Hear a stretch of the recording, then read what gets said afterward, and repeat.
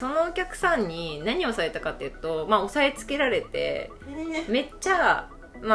これ編集で言えるかわかんない、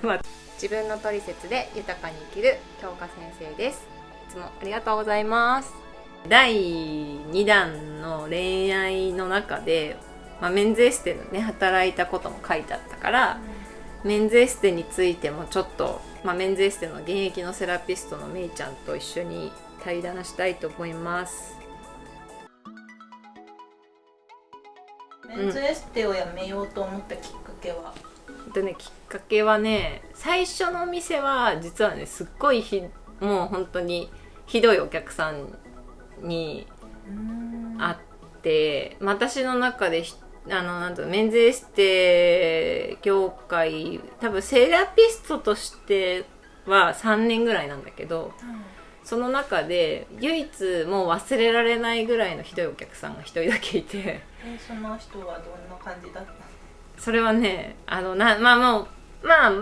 てくるお客さんとかはいるじゃん、でダメですよとかさ、ダメとかは可愛く言ったりとかしてかわしたりするんだけども、そのお客さんはそこの一番最初のお店の常連さんで、全員もうセラピスト入ってると、で全員できんじゃない、全員 NC になってると、であと残ってるのは今日は綾波ちゃんしかいないと、ってなるじゃん。でも私しか入れないから、てかどういうお客さんなんですかって言ったら、なんて言われたかな、ちょっと忘れちゃったけど、とりあえず気をつけてって言われる。すごい嫌じゃんすごい嫌じゃん。でもね、顔を見たことあって、うちのお店ってマンションとかじゃなくて、その時は店舗だったから、すれ違うわけよ、お客さんと同士だったりセラピスト同士だったりで、たまたま私も接客中にそのお客さんを見たことがあって、階段ですれ違って、仰向けになると大抵そういうさ嫌なお客さんって表変するじゃん。うつ伏せから嫌なお客さんっているのかなわかんない、いないんだけど私は、仰向けになった瞬間に嫌なお客さんになって、要するに触ってくるわけ、でできんな NG にするほとんどの人がしてるから、さすがにひどいなっていうぐらい触ってくるんだけど、やめてっていう言葉も通用しないわけよ、で私はねそのお客さんに何をされたかっていうと、押さえつけられて、めっちゃこれ編集で言えるかわかんない、手間されたの。でその時に今もセラピストとしてね、男の人の過剰を可愛く断るのをルールに断ってきたの、相手もやっぱお客さんでお金払ってるから、悪い気持ちにさせないっていうのは私は決めてたんだけど、もう限界じゃん、それはちょっともう防衛しないとみたいなで急いでもうやめてくださいじゃないけど本当に怒って、でもそのお客さんはね、なんて言ったかっていうと、もうその勘違いだよね、女の子って全員こういうのが好きなんでしょみたいな、そう無理やりじゃなくてもう要するに好きだから、こういうことが好きだからお前はこういうお店で働いてるんだろうみたいな感じで言われて、もう私その時にブチギレて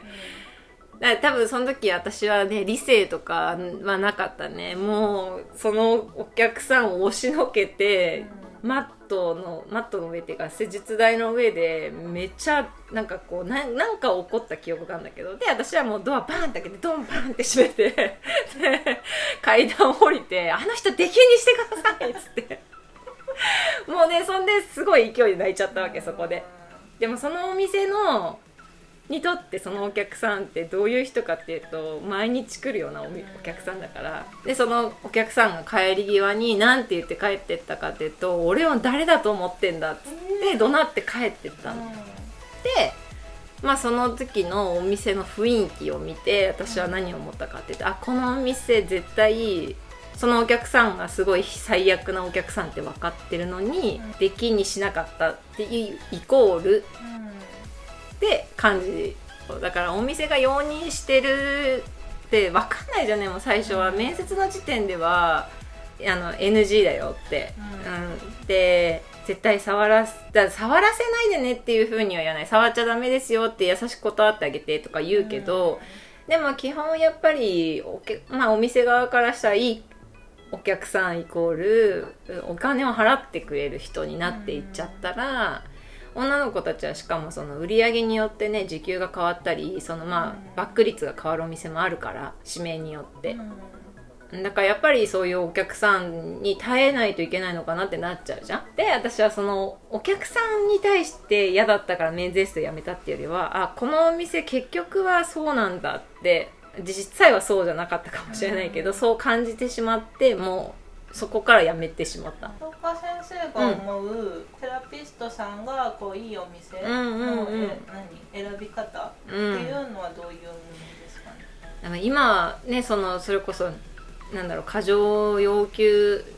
しない人はいないのかっていうぐらいのお客さん層がたくさんの状態のメンズエステだから、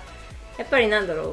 しいことにチャレンジしてるオーナーさんだったりとか、私はね、セラピストもこさんってやっぱ業界にないことをやってるから、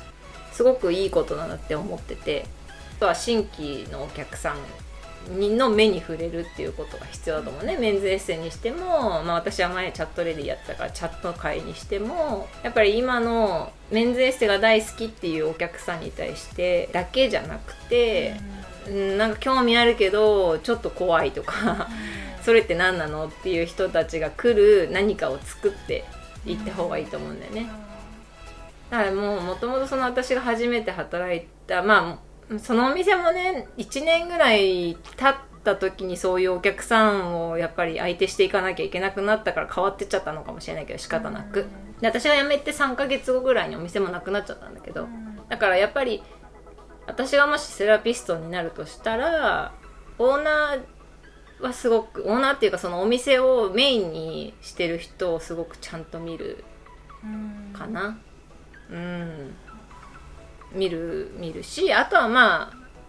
それかもう全く何もうるさく言ってこない、自分のワールドを作らせてくれる人、お店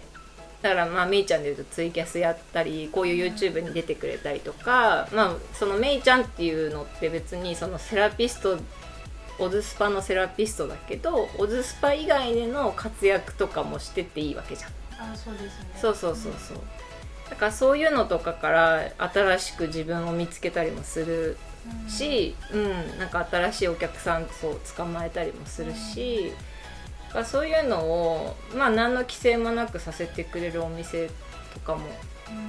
いいかなって思う。でも一番はね、そういうのを応援してくれたり場所を作ってくれるっていうのもすごくもしあったら楽しいなとは思うけど、今は結構アンダーグラウンドなね感じでねダメですよって言いつつ、本当にみたいなお店もたくさんある時代なんだなっていうのは、私がいろんなお店をね客観視して思うことかな。いつも見てくださりありがとうございます。次は本指名が返ってこない、リピーターが返ってこない、どうしたらいいんですかっていう質問に答えた動画をお送りします。いつも本当にありがとうございます。よかったらチャンネル登録、高評価よろしくお願いします。それではまた。